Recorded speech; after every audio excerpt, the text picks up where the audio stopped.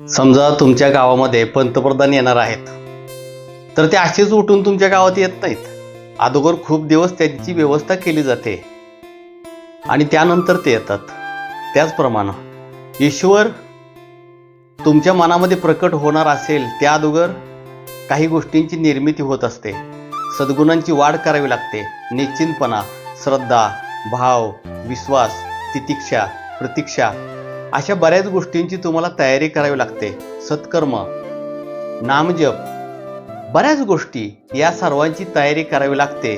आणि याची तयारी पूर्ण झाल्यानंतर तुमच्या मनामध्ये ईश्वर प्रकट होत असतो. ईश्वर हा डोळ्यानं पाहण्याचा विषय नाही, ती मनाची अनुभूती आहे. आणि अनुभूतीचं वर्णन करता येत नाही, आत्मसाक्षात्काराचं वर्णन करता येत नाही. म्हणून पहिल्यांदा या सद्गुणांची वाढ करा, मग ईश्वर तुमच्याकडे आपोआपच खेचला जाईल.